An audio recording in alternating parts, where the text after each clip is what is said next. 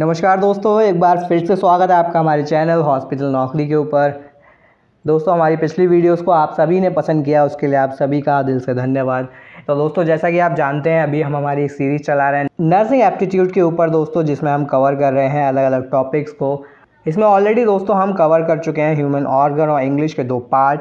दोस्तों, आज का पार्ट हमारा इंग्लिश का 3rd और लास्ट पार्ट होने वाला है दोस्तों, जिसमें हम बात करेंगे पैसेज के बारे में। मोस्ट प्रॉब्ली दोस्तों पैसेज भी आपके इंग्लिश पोर्शन से आ सकते हैं, जिसको दोस्तों आज हम कवर करने वाले हैं आज के हमारे इस वीडियो में। तो दोस्तों, अगर आप पैसेज को कवर करना चाहते हैं तो हमारे साथ वीडियो में अंत तक ज़रूर बने रहिएगा। साथ ही दोस्तों, इस वीडियो के बाद जो अगली वीडियो हम लेकर आएंगे उसमें हम बात करेंगे दोस्तों जीके क्वेश्चन के बारे में।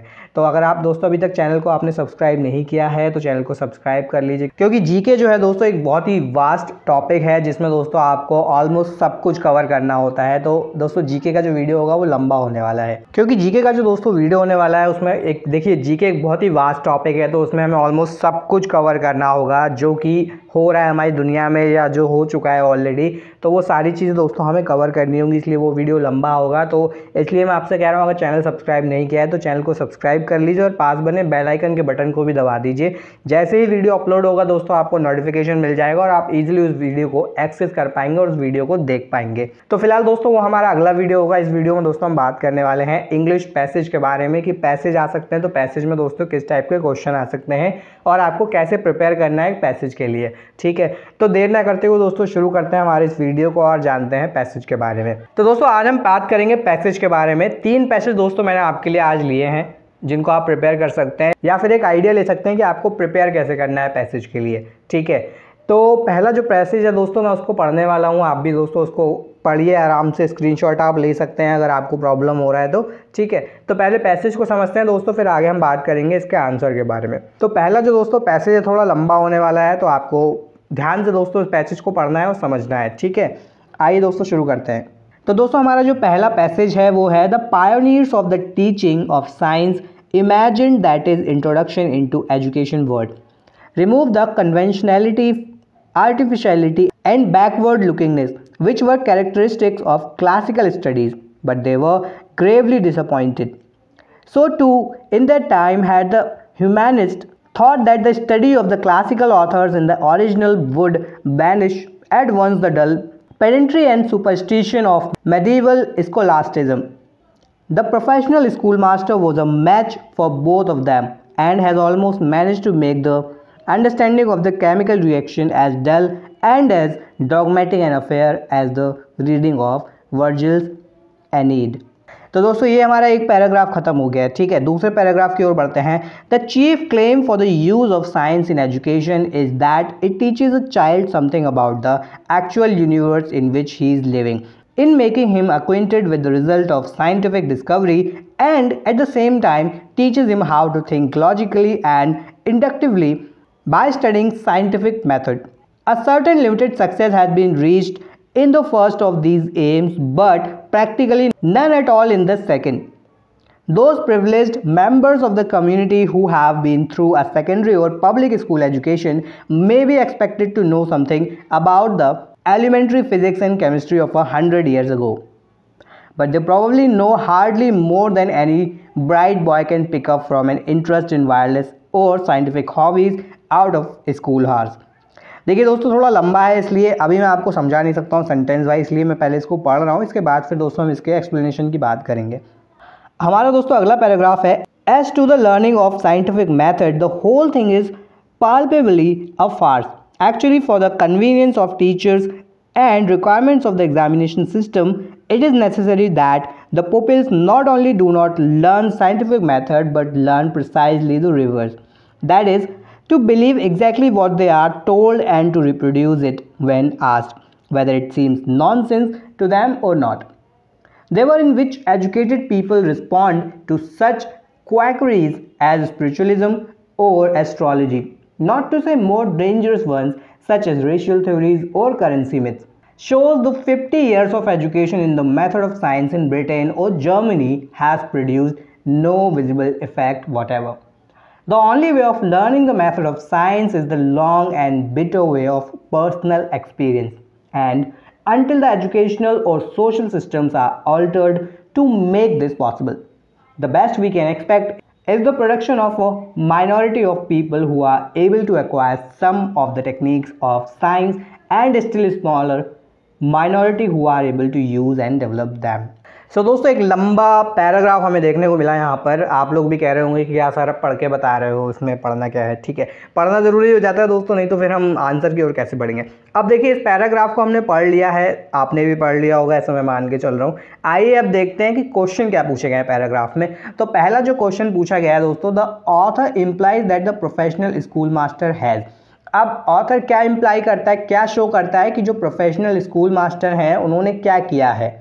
अब यहाँ पर जो ऑप्शन दे रखे हैं, has no interest in teaching science, यानी कि उनका कोई इंटरेस्ट नहीं है टीचिंग में। ठीक है, थ्वार्टेड attempts to enliven in education, एक अटेम्प्ट उन्होंने किया कि एजुकेशन को फिर से रिवाइव किया जाए, फिर से उसे शुरू किया जाए नए तरीके से। एडेड ट्रू लर्निंग, ठीक है, ट्रू लर्निंग में दोस्तों उन्होंने हेल्प की, उसमें कुछ ऐड किया अपने पास से। सपोर्टेड द ह्यूमैनिस्ट, ह्यूमैनिस्ट दोस्तों जो होते हैं उनको सपोर्ट किया, जो ह्यूमंस को सपोर्ट करते हैं। Been a pioneer in both science and humanities, या फिर दोस्तों वो पायोनियर रहे साइंस और ह्यूमैनिटीज़ में। पायोनियर क्या होता है दोस्तों, पायोनियर उस पर्सन को बोलते हैं जो इस फील्ड का एक एक्सपर्ट बन चुका होता है या एक्सपर्ट से भी आगे निकल गया होता है, जिसको हर कोई मानता है कि हाँ इनसे ज़्यादा नॉलेज किसी को नहीं है, या जितनी नॉलेज इन्हें है उतनी किसी को नहीं है, तो ऐसे इंसान को बोलते हैं पायोनियर। ठीक है, अब इन्होंने पूछा है the author implies that the professional school master has. अब ऑथर क्या इम्प्लाई करता है, क्या शो करता है कि जो प्रोफेशनल स्कूल मास्टर हैं वो कैसा है, उसके पास क्या है। अब इसको देखते हैं दोस्तों हम हमारे पैराग्राफ में। तो यहाँ पर दोस्तों जो सही आंसर होगा वो होगा option B, thwarted attempt to enliven in the education. ठीक है, तो प्रोफेशनल स्कूल मास्टर ने क्या किया दोस्तों, वहाँ पर उसने एक थ्वार्टेड अटेम्प्ट किया कि एजुकेशन को फिर से ज़िंदा किया जाए। यानी कि दोस्तों जो पुरानी एजुकेशन थी, यानी कि देखिए यहाँ पे डिस्कशन क्या हो रहा है, डिस्कशन हो रहा है कि जो साइंस है दोस्तों वो ज़रूरी है और जो पुरानी एजुकेशन है उसका इतना रोल नहीं है। लेकिन ऑथर ने क्या किया, ऑथर ने कोशिश की है कि एजुकेशन को फिर से एनलिव इन किया जा सके, फिर से उसको ज़िंदा किया जा सके, या दोनों ही टीचिंग्स को एक साथ पढ़ाया जाए। यानी कि जो पुरानी एजुकेशन थी 50 ईयर्स अगो, यानी 50 साल पहले की, और जो आज की एजुकेशन है उन दोनों को कंबाइन किया जाए, क्योंकि एक एजुकेशन के बेसिस पर आप नहीं बैठ सकते हो, आपको दोनों एजुकेशन की रिक्वायरमेंट है। ये चीज़ दोस्तों अगर आपको देखें, यहाँ पर एक लाइन आपको देखने को मिलता है, जो लास्ट पैराग्राफ है दोस्तों उसमें देखने को मिलता है आपको, स्पिरिचुअलिज्म और astrology not to say more dangerous one such as racial theories और करेंसी मिथ्स। ठीक है, तो क्या कह रहे हैं दोस्तों, स्पिरिचुअलिज्म और एस्ट्रोलॉजी जो है दोस्तों वो इतनी डेंजर नहीं है जितनी कि रेशियल थ्योरीज़ हैं। रेशियल थ्योरीज़ क्या होती हैं दोस्तों, जात पात के ऊपर या रंग के ऊपर दोस्तों जब डिस्क्रिमिनेट किया जाता है लोगों में, गोरे काले के ऊपर डिस्क्रिमिनेट किया जाता है, तो उसको हम दोस्तों बोलते हैं रेशियल थ्योरीज़। या फिर दोस्तों करेंसी मिथ्स जो होती हैं वो दिखाती हैं कि 50 साल पहले की जो एजुकेशन थी दोस्तों, तो उसने दोस्तों कोई भी इफेक्ट नहीं दिखाया यहाँ पर लोगों के बिहेवियर में। यानी कि पॉइंट क्या है दोस्तों, साइंस ने भले ही डिस्कवरी की, साइंस ने इन्वेंशन की है 50 साल पहले ब्रिटेन और जर्मनी में, लेकिन दोस्तों साइंस ने उस तरह से लोगों को जीना नहीं सिखाया। यानी कि लोग साइंस में तो आगे बढ़े 50 साल पहले में, लेकिन लोग उस तरह से अपने बिहेवियर में, अपने व्यवहार में उस तरह से डेवलप नहीं हुए, और वो जातिवाद को लेके, रंग भेद को लेके, जिसको हम रेशियल डिस्क्रिमिनेशन बोलते हैं, कि गोरे जो हैं वो अपने आप को बेटर समझते हैं या काले लोगों को नीच समझते हैं या लो कैटेगरी का समझते हैं, तो उस चीज़ में दोस्तों साइंस का कोई भी कंट्रीब्यूशन नहीं था 50 ईयर्स अगो। ठीक है, तो यहाँ पर जो सही आंसर होगा दोस्तों वो होगा the author implies that the professional school master has thwarted attempt to enliven in education. ठीक है, थोड़ा लंबा होने वाला है दोस्तों इस तरह से, तो आपको थोड़ा सा पेशेंस रखना होगा वीडियो के साथ में, क्योंकि पैसेज को हम समझ रहे हैं दोस्तों, तो पैसेज समझने का तरीका यही होता है।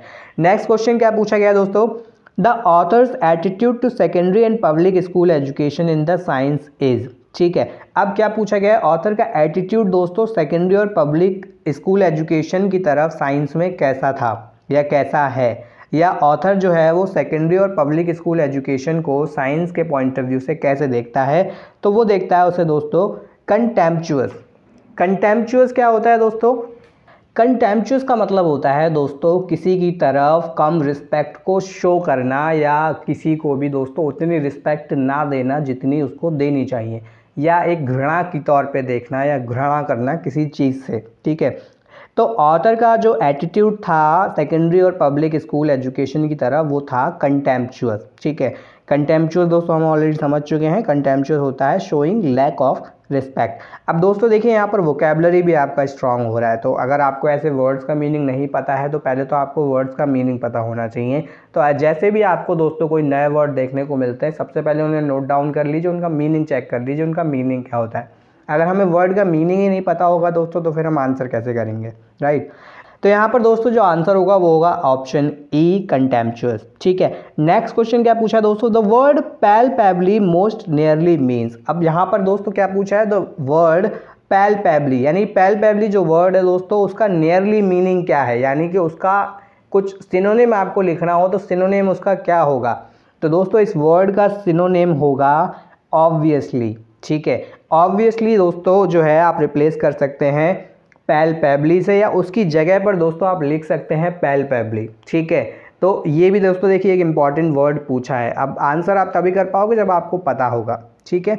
नेक्स्ट क्वेश्चन में पूछा है दोस्तों astrology is mentioned as an example of, ठीक है। एस्ट्रोलॉजी को दोस्तों किस चीज़ का एग्जांपल के तौर पर यूज़ किया गया है पैसेज में। तो देखिए यहाँ पर इस सेंटेंस को हम फिर से पढ़ते हैं एक बार।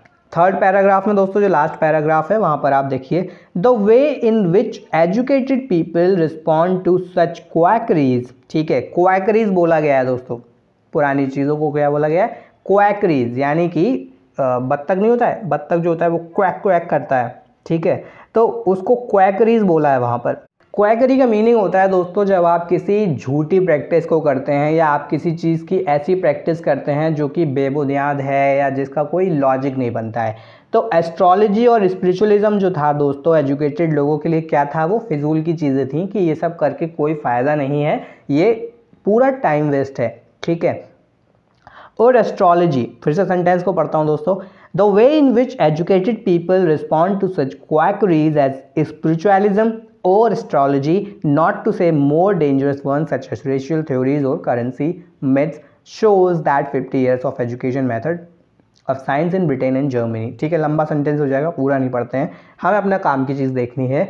तो यहाँ पर अब ऑप्शन पढ़ते हैं। ऑप्शन क्या है, एस्ट्रोलॉजी इज अ मेथड, काट देना, astrology is mentioned as an example of, और एस्ट्रोलॉजी को कैसे एग्जाम्पल के तौर पर रखा गया है, science that needs to be better understood, a belief which no educated people hold, ठीक है, something unsupportable to those who have absorbed the method of science, the gravest danger to society and acknowledged failure of science, ठीक है।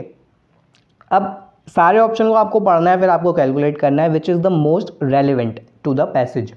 तो यहाँ पर दोस्तों जो most relevant है सब, तो वो ऑप्शन होगा दोस्तों option C, something unsupportable to those who have absorb the method of science, ठीक है। कहने का क्या मतलब है, जिन लोगों ने साइंस के मेथड्स को अपना लिया है या बचपन से साइंस के मेथड्स को पढ़ते आ रहे हैं, उनके लिए दोस्तों एस्ट्रोलॉजी और स्पिरिचुअलिज्म जो है वो अनसपोर्टिव है।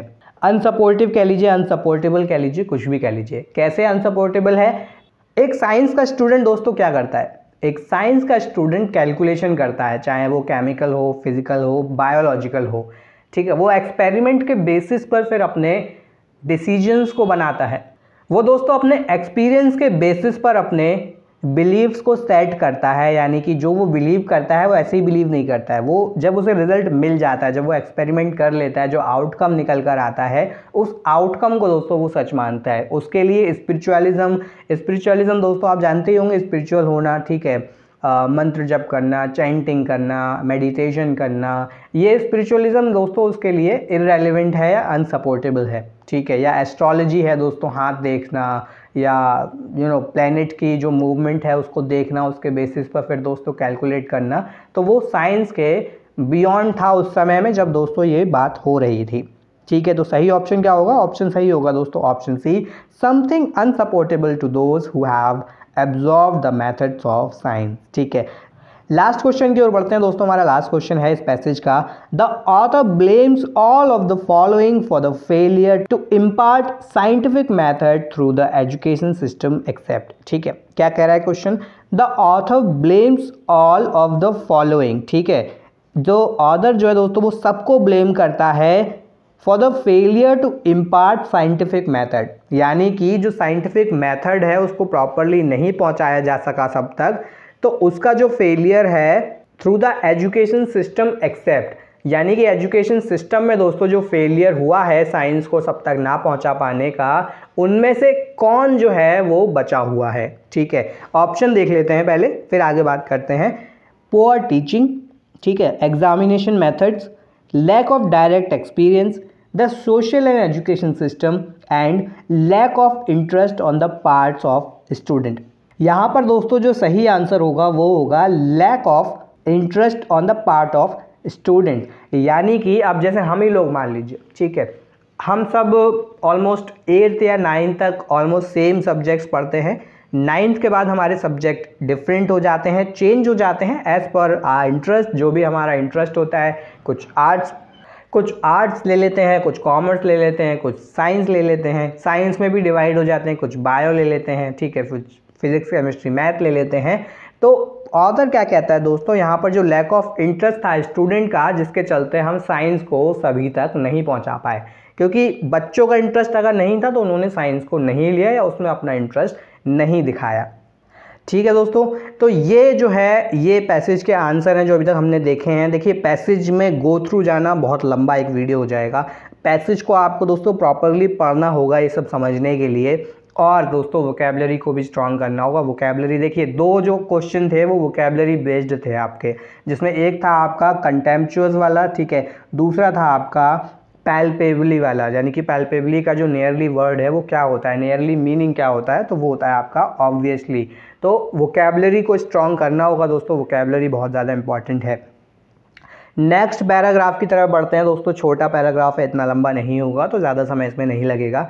नेक्स्ट पैराग्राफ इंटरेस्टिंग भी है, आपको पढ़ने में अच्छा लगेगा। नेक्स्ट पैराग्राफ है दोस्तों, Nelson Mandela was at one time the most famous prisoner in the world early in life. He joined a law firm in Johannesburg as an apprentice, where he was exposed daily to the inhumanities of apartheid. अब इसका meaning क्या है दोस्तों, meaning समझते हैं। Nelson Mandela जो थे दोस्तों एक समय पे सबसे ज़्यादा फेमस प्रिजनर थे दुनिया में। प्रिजनर तो समझते होंगे आप लोग, कैदी थे, ठीक है, यानी जेल में बंद थे लेकिन फिर भी सबसे ज़्यादा फेमस थे दुनिया में। He joined a law firm in Johannesburg as an apprentice.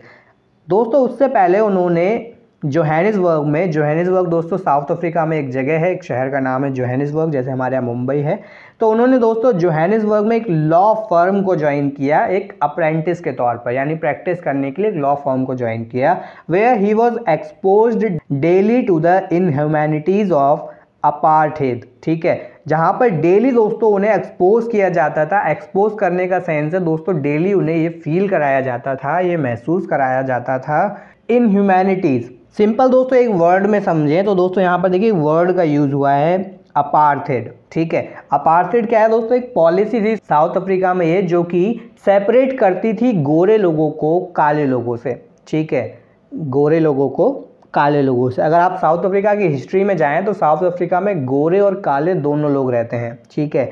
तो वहाँ पर बहुत लंबे समय से ये हिस्ट्री रही है साउथ अफ्रीका की, बहुत लंबे समय से ये विवाद चलता रहा, जिसको सॉल्व करने का, जिसको ख़त्म करने का बहुत बड़ा क्रेडिट दोस्तों जो जाता है वो नेल्सन मंडेला को जाता है। अगर आपने उनके बारे में सुन रखा है तो आप ज़रूर जानते होंगे, अगर आपने नहीं भी सुना है तो दोस्तों नेल्सन मंडेला के बारे में आप ज़रूर सुनिए, यूट्यूब पर वीडियो देखिए, उनके बारे में पढ़िए, बहुत ज़्यादा सीखने को आपको मिलेगा दोस्तों। बहुत मोटिवेशनल लाइफ थी उनकी। मोस्टली दोस्तों लगभग उन्होंने 20 से 25 साल अपने जेल में बिताए थे अपने जीवन के, सिर्फ इसीलिए क्योंकि वो आज़ादी दिलाना चाहते थे साउथ अफ्रीका को, और इस डिस्क्रिमिनेशन को ख़त्म करना चाहते थे जो गोरे और काले के बीच में था, या जो एक डिवाइड कर रहा था पूरे देश को, ठीक है। तो थोड़ा सा लंबा हो रहा है, उसके लिए मैं सभी से माफ़ी चाहता हूँ, लेकिन दोस्तों समझाने के लिए एग्जांपल्स का यूज़ कर रहा हूँ। आगे बढ़ते हैं दोस्तों। Instead of choosing an easy life as a lawyer, he joined the youth league of African National Congress and became involved in programmes of passive resistance. अब देखिए बहुत इंटरेस्टिंग लाइन है, instead of choosing an easy life as a lawyer, ठीक है, lawyer के तौर पे एक आसान लाइफ चुनने के बजाय उन्होंने क्या किया, he join the youth league of the African National Congress. उन्होंने क्या किया, यूथ लीग को ज्वाइन कर लिया, जैसे हमारे यहाँ होता है युवा मोर्चा। आप सबने सुना होगा युवा मोर्चा जैसे हम यूज़ करते हैं, ऐसी वहाँ पे उन्होंने यूथ लीग ज्वाइन कर ली अफ्रीकन नेशनल कांग्रेस की, ठीक है, and became involved in programmes of passive resistance. और पैसिव रेजिस्टेंस के प्रोग्राम में दोस्तों वो इन्वॉल्व हो गए। पैसिव रेजिस्टेंस क्या होता है? जहाँ पर आप किसी भी तरह की हिंसा नहीं करते, यानी कि जो गांधी जी वाला जो मूवमेंट था कि हम किसी को हर्ट नहीं करेंगे, हम क्वाइटली, ठीक है, जो बोलते नहीं अहिंसा से, दोस्तों अहिंसा से हम जो है रेजिस्टेंस करेंगे, हम विरोध करेंगे, हम किसी भी तरीके का किसी को नुकसान नहीं पहुंचाएंगे फिजिकली। तो उन्होंने भी दोस्तों यही कदम उठाया और पैसिव रेजिस्टेंस दोस्तों शुरू कर दी। His activities landed him in prison, ठीक है, जो वो एक्टिविटीज़ में दोस्तों इन्वॉल्व थे जिसके चलते उन्हें जेल में डाल दिया गया। Instead of being crushed he embarked on a system of self education, ठीक है, वजह इसके कि वो कुचल जाते हैं, वो बर्बाद हो जाते हैं, उन्होंने क्या किया? He embarked on a system of self education, उन्होंने सेल्फ एजुकेशन के सिस्टम पे दोस्तों फोकस किया या फोकस करने को बोला। The prison came to be known as island university, ठीक है, जो जेल था दोस्तों उसको बाद में कैसे जाना गया? उसको जाना गया आइलैंड यूनिवर्सिटी के तौर पे। प्रीवियसली दोस्तों bar and recreation hours were filled with cultural activities, उससे पहले दोस्तों जो बार एंड रिक्रिएशन आवर्स होते थे, घंटे होते थे दोस्तों, वो भर जाते थे कल्चरल एक्टिविटीज़ से, यानी कल्चरल एक्टिविटीज़ वहाँ पर होती थी। After more than 2 decades in prison, अब देखिए 20 साल से ज़्यादा वो जेल में रहे, ठीक है, he was escorted to the state president's office, उन्हें स्टेट प्रेजिडेंट के ऑफिस में ले जाया गया, where he negotiated not only his own release but also the nation's transition from apartheid to democracy, ठीक है। तो उन्होंने दोस्तों जब उन्हें प्रेसिडेंट के ऑफिस में ले जाया गया तो उनसे पूछा गया कि आप आज़ादी चाहते हैं, आप क्या चाहते हैं, आपका क्या डिसीजन है, ठीक है, या आपका क्या विचार है। तो उन्होंने क्या कहा कि मैं सिर्फ अपनी आज़ादी नहीं चाहता हूं, बल्कि मैं चाहता हूं कि देश में डेमोक्रेसी आए और जो वर्ड है दोस्तों अपार्थाइड उसको ख़त्म कर दिया जाए, ठीक है। अपार्थाइड क्या था दोस्तों कि जो गोरे थे वो सुपीरियर थे और जो काले थे वो उनके ऑपोजिट में थे, यानी कि वो वीक थे, ठीक है। तो उन्होंने क्या कहा कि इस चीज़ को ख़त्म किया जाए और देश में डेमोक्रेसी आए, स्वतंत्रता आए, ठीक है, स्वतंत्रता भी नहीं बोलेंगे इसको दोस्तों, लोकतंत्र, देश में लोकतंत्र आए। लोकतंत्र जैसे आप जानते होंगे हमारे देश में दोस्तों लोकतंत्र है, यानी कि सबको समान अधिकार हैं, किसी को ऐसा नहीं है किसी को बहुत ज़्यादा अधिकार हैं, किसी को कम अधिकार हैं। ऑलमोस्ट अगर हम मेजर जो दोस्तों लॉज की बात करें तो ऑलमोस्ट सभी को इक्वल हैं, ठीक है। तो उनका भी जो पॉइंट था वो यही था कि सबको इक्वालिटी प्रोवाइड की जाए, किसी में ऐसा ना हो कि कोई बहुत हाई लेवल पर हो और दूसरा लो लेवल पर हो। तो दोस्तों ये हमने पढ़ लिया है पैसेज। अब बात करते हैं क्वेश्चंस की ओर बढ़ते हैं। अब पहला ही क्वेश्चन पूछा गया दोस्तों अपार्थाइड मीन्स क्या होता है, ठीक है। अपार्थाइड जैसे हम ऑलरेडी पढ़ चुके हैं दोस्तों, अपार्थाइड क्या होता है? A social policy of racial segregation. Segregation का मतलब होता है दोस्तों अलग करना, सेग्रीगेट करना, ठीक है, विभाजन करना या अपने से अलग समझना। अ सोशल पॉलिसी, तो सोशल पॉलिसी थी दोस्तों, वहाँ के लोगों में एक ऐसा विचार बैठा हुआ था, एक पॉलिसी थी वहाँ की कि जो गोरे लोग हैं दोस्तों वो बेहतर हैं और जो लोग जिनका कलर काला है या डल है वो हमसे नीचे हैं, ठीक है। नेक्स्ट क्वेश्चन दोस्तों, the youth league was involve in. अब यूथ लीग किस चीज़ में इन्वॉल्व थी दोस्तों? यूथ लीग इन्वॉल्व थी पैसिव रेजिस्टेंस में, ठीक है, हम ऑलरेडी बात कर चुके हैं। पैसिव रेजिस्टेंस में दोस्तों वो लोग इन्वॉल्व थे। The island university was, island university क्या था दोस्तों? हम समझ चुके हैं। आइलैंड यूनिवर्सिटी था दोस्तों वो एक जेल था, अब प्रिजन था, ठीक है। Nelson Mandela was largely responsible for, Nelson Mandela काट देना, Nelson Mandela was largely responsible for, किस चीज़ के लिए रिस्पॉन्सिबल थे दोस्तों? वो रिस्पॉन्सिबल थे अ ट्रांजिशन, ठीक है। ट्रांजिशन क्या होता है? ट्रांजिशन होता है बदलाव, चेंज, ठीक है। तो ट्रांजिशन के लिए रिप्लेस थे, यानी कि उन्होंने एक ट्रांजिशन लेके आए थे वो साउथ अफ्रीका के अंदर, जहाँ पर उन्होंने डेमोक्रेटिक देश बना दिया था, वजह कि वहाँ पर अपार्थाइड पॉलिसी लागू रहे, ठीक है। समझ में आ गया होगा दोस्तों ये, फिलहाल मुझे ऐसा लगता है। अगर आपके मन में कोई भी सवाल हो तो आप मुझे पूछ सकते हैं कमेंट सेक्शन में। एक दोस्तों लास्ट पैराग्राफ की ओर बढ़ते हैं, लास्ट पैसेज की ओर बढ़ते हैं, उसके बाद वीडियो को फिर वाइंड अप करेंगे, ठीक है। नेक्स्ट दोस्तों जो हमारा पैसेज है वो है true it is the function of the army to maintain law and order in abnormal times. दोस्तों ये सच है कि आर्मी का जो फंक्शन है वो क्या है? लॉ को मेंटेन करना है और ऑर्डर करना है एबनॉर्मल टाइम्स में, यानी कि जब समय सही नहीं होता है, कुछ गतिविधियां चल रही होती हैं, कुछ लोग प्लान कर रहे होते हैं चीज़ों को ख़राब करने का, तो आर्मी का काम होता है कि वो सब चीज़ों को नॉर्मल रखे, ठीक है। But in normal times there is another force that compels citizen to obey the laws and act with due regard to the rights of other, ठीक है। लेकिन जब चीज़ें नॉर्मल होती हैं तो देयर इज़ अनदर फोर्स, तो एक और फोर्स आ जाती है दोस्तों जो मजबूर करती है सिटीजन्स को कि वो पालन करें दोस्तों लॉ का, ठीक है, वो लॉ को फॉलो करें और एक्ट करें with regard to the right of others, यानी कि दूसरों के राइट को ध्यान में रखते हुए वो अपने काम को करें। The force also protect the lives and the properties of law abiding man, ठीक है। वो फोर्स क्या करती है दोस्तों, वो प्रोटेक्ट करती है औरों की ज़िंदगी को, साथ ही औरों की प्रॉपर्टीज़ को जो कि लॉ को फॉलो करते हैं। लॉ अबाइडिंग मतलब हो गया जो लोग कानून के हिसाब से चलते हैं उनको बोलते हैं लॉ अबाइडिंग, ठीक है। Laws are made to secure the personal safety of its subject and to prevent murder and crimes of violence, ठीक है। क्या कहना चाह रहे हैं, लॉज जो होते हैं दोस्तों वो बनाए जाते हैं सिक्योर करने के लिए कि पर्सनल सेफ्टी बनी रहे और उनका दोस्तों जो भी सामान है या उनकी जो लाइफ है वो दोस्तों अच्छी रहे और क्राइम्स वहाँ पर ना हो, यानी वायलेंस जो है दोस्तों वो ना फैले।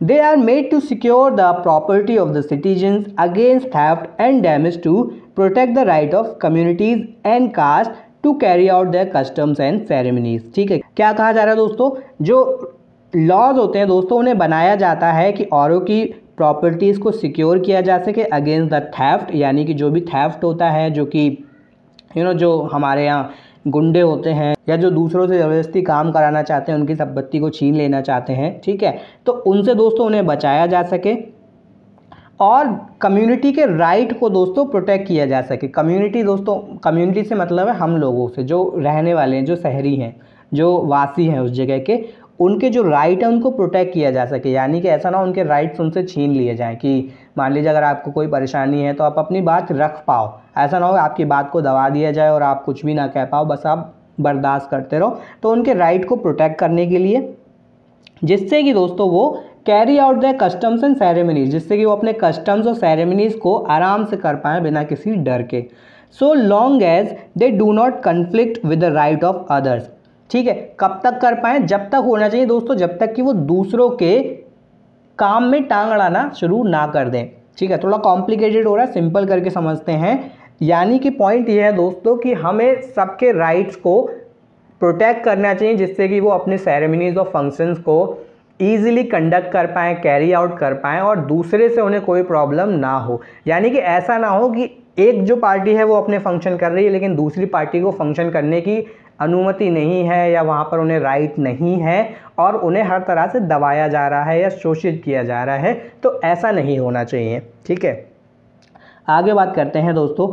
Now the good citizen of his own free will obeys these laws and he takes care that everything he does is done with the due regard to the right and wellbeing of other.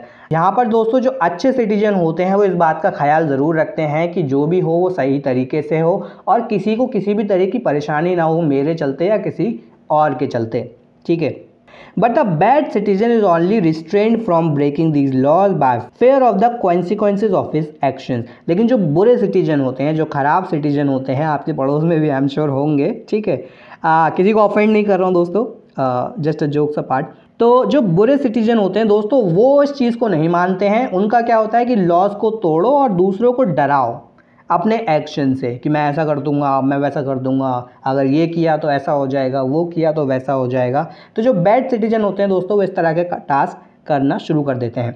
The supreme control of law and order in a state is the hands of a minister who is responsible to the state assembly and acts through the inspector general of police, ठीक है। क्या कह रहा है दोस्तों, जो supreme control होता है लॉ एंड ऑर्डर का स्टेट में वो किसके पास होता है, वो होता है मिनिस्टर के पास, जो कि दोस्तों रिस्पॉन्सिबल होता है उस स्टेट के लिए। जैसे यूपी की बात करें तो योगी आदित्यनाथ हैं, ठीक है। तो ऐसे ही हर स्टेट में दोस्तों जो एक मिनिस्टर होता है, स्टेट मिनिस्टर, उसके पास दोस्तों लॉ एंड ऑर्डर का कंट्रोल होता है, जो कि वो एक्ट करवाता है, ठीक है। खुद एक्ट नहीं करता है, वो एक्ट करवाता है। किसके थ्रू वो एक्ट करवाता है दोस्तों, इंस्पेक्टर जनरल ऑफ पुलिस के थ्रू, ठीक है। तो ये पैसेज दोस्तों हमने पढ़ लिया। अब क्वेश्चन की ओर बढ़ते हैं जल्दी से। The expression customs and ceremonies means, यानी कि दोस्तों जो कस्टम और सेरेमनी की बात हुई है वो क्या है, उनका मतलब क्या है? तो दोस्तों इसका जो सही आंसर होगा वो होगा usual practices and religious rights. ठीक है, यूजुअल प्रैक्टिसेस यानी कि जैसे आप टीका लगाते हो तो आप टीका लगा सकते हो, या आप आप कवर करते हो बॉडी को तो आप बॉडी को कवर करके, यानी जो हमारे मुस्लिम भाई बहन हैं वो अगर बॉडी को कवर करके चलते हैं तो वो बॉडी को कवर करके चल पाएँ। ठीक है, दाढ़ी रखने का एक वो है आपके रिलीजन में या आपके कास्ट में तो आप उसको मेंटेन कर पाएँ, नहीं रखने का है तो आप उसको नहीं करें। तो आपके जो भी जनरल यूजुअल प्रैक्टिसेस और रिलीजन राइट हैं उनको आप कर पाओ। तो यहाँ पर दोस्तों जो टर्म है कस्टम एंड सेरेमनीज, वहाँ पर इसके बारे में बात हो रही है। नेक्स्ट दोस्तों जो हमारा क्वेश्चन है वो है a suitable title for the passage would be. इस पैसेज के लिए दोस्तों एक सूटेबल टाइटल क्या होगा अगर आपको एक टाइटल देना है? तो यहाँ पर दोस्तों जो टाइटल होगा, वैसे देखिए चारों कन्फ्यूजिंग ऑप्शन है यहाँ पर। अब यहाँ पर वैसे देखिए आप अपने अकॉर्डिंग पिक कर सकते हैं। मोस्ट प्रोबेबली जो होना चाहिए वो होना चाहिए laws and the people's right. ठीक है, लेकिन जो सही आंसर है दोस्तों वो है the function of the police. ठीक है, अब जो लॉ एंड ऑर्डर होता है दोस्तों वो पुलिस के हाथ में होता है। भले ही यहाँ पे आर्मी की बात की गई है आपको कंफ्यूज करने के लिए, लेकिन जो शहर के अंदर या प्रदेश के अंदर जो लॉ एंड ऑर्डर मेंटेन किया जाता है वो पुलिस के द्वारा किया जाता है। तो यहाँ पर जो सही टाइटल होगा वो होगा the functions of the police. Next question है दोस्तों विच of the following is not implied in the passage. ठीक है, इनमें से कौन सा दोस्तों जो है वो इम्प्लाइड नहीं किया गया है पैसेज में? तो दोस्तों ऑप्शन आप पढ़ सकते हैं। Law protect those who respect it, law ensure people's religious and social rights absolutely and unconditionally. A criminal is deterred from committing crimes only for fear of the law, and the force of law help to transform irresponsible citizen into responsible ones. ठीक है, यहाँ पर जो सही option होगा दोस्तों वो होगा option B, the law ensures people's religious and social rights absolutely and unconditionally. ठीक है, लॉ का काम क्या होता है? लॉ एंड ऑर्डर का दोस्तों काम होता है कि आप अपने जो रिलीजियस आपके एक्ट हैं या जो आपकी प्रैक्टिस हैं उनको आप फ्रीली कर पाओ और आपको किसी भी तरीके की उसमें परेशानी ना हो। तो दोस्तों यहाँ पर जो टास्क होता है वो लॉ का यही होता है। नेक्स्ट क्वेश्चन पूछा गया दोस्तों according to the writer which one of the following is not the responsible of the police, यानी कि इनमें से कौन सा दोस्तों या किस टास्क के लिए दोस्तों पुलिस रिस्पॉन्सिबल नहीं होती है? तो यहाँ पर जो सही आंसर होगा दोस्तों वो होगा to maintain peace during extraordinary circumstances. ठीक है, एक्स्ट्रा ऑर्डिनरी सर्कमस्टांसेस में दोस्तों पीस जो है वो पुलिस मेंटेन नहीं करती है या नहीं कर पाती है, जो भी आप इसको कहें। ऐसे में दोस्तों फिर और टास्क लेने पड़ते हैं, आर्मी को बुलाना पड़ता है या कुछ भी टास्क हो सकता है, बट जो सही आंसर होगा दोस्तों वो होगा आपका ऑप्शन डी। नेक्स्ट क्वेश्चन में पूछा गया है दोस्तों विच of the following reflects the main thrust of the passage. ठीक है, इनमें से कौन सा दोस्तों जो मेन थ्रस्ट को शो करता है पैसेज को, यानी कौन सा दोस्तों वो एक की पॉइंट है जो कि शो करता है इस पैसेज में? ठीक है, ऑप्शन दिए हैं दोस्तों। It deals with the importance of the army in maintaining law and order, it highlights role of the police as superior to that of army, it discusses the role of the army and the police in different circumstances, it points to the responsibility of the minister and inspector general of police। जो सही option होगा दोस्तों वो होगा option C, it discusses the role of the army and the police in different circumstances. ठीक है, police दोस्तों army का इतना बड़ा फंक्शन नहीं बताया गया, बट इनिशियली आर्मी के बारे में बात हुई थी, फिर बाद में पैसेज में शिफ्ट हो गया था पुलिस के ऊपर कि पुलिस का रोल क्या होता है। तो मेनली जो डिस्कशन है दोस्तों वो पुलिस और आर्मी के बीच में है यहाँ पर। तो सही ऑप्शन होगा वो होगा ऑप्शन सी। नेक्स्ट क्वेश्चन में पूछा गया है they are made to secure the property of citizen against theft and damage means that the law. अब यहाँ पर आपको सेंटेंस को पूरा बताना है, तो यहाँ पर जो सही ऑप्शन होगा दोस्तों वो होगा safeguard people's possession against being stolen और लॉस्ट। यानी कि दोस्तों पुलिस का जो काम है वो होता है सेफ गार्ड पीपल्स पोजेशन, यानी कि लोगों के जो भी पोजेशन है उनकी चीज़ें हैं उन सबको बचाना चोरने से या खोने से। ठीक है, अगर वो चुर जाते हैं खो जाते हैं तो फिर उनकी हेल्प करना। नेक्स्ट क्वेश्चन में पूछा गया out of the following which one has the opposite meaning to the word restrained in the passage. ठीक है, इनमें से कौन सा दोस्तों जो है वो ऑपोजिट मीनिंग है रिस्ट्रेन वर्ड का? एक वर्ड यहाँ पर बोला गया रिस्ट्रेन्ड, इसका ऑपोजिट मीनिंग क्या होगा? तो इसका ऑपोजिट मीनिंग होगा दोस्तों एक्सेलरेटेड। ठीक है, एक्सेलरेटेड। रिस्ट्रेन मतलब होता है दोस्तों रोकना, बांधना। ठीक है, किसी चीज़ को कंट्रोल करना, उसका ऑपोजिट हो जाएगा एक्सेलरेटेड। ठीक है, प्रमोटेड होता है बढ़ाना। ठीक है, इनहिबिटेड होता है रोकना, अगेन इनहिबिटेड। ठीक है, और इंट्रूडेड होता है जबरदस्ती घुसना। ठीक है, तो यहाँ पर जो सही ऑप्शन होगा वो होगा एक्सेलरेटेड। नेक्स्ट क्वेश्चन पूछा गया दोस्तों इसी पैसेज से, विच one of the following statement is implied in the passage, इनमें से कौन सा दोस्तों स्टेटमेंट इम्प्लाई किया गया है, शो किया गया है पैसेज में। तो यहाँ पर जो सही ऑप्शन होगा दोस्तों वो होगा option D, the police check the citizen whether they are good और bad from violating the law.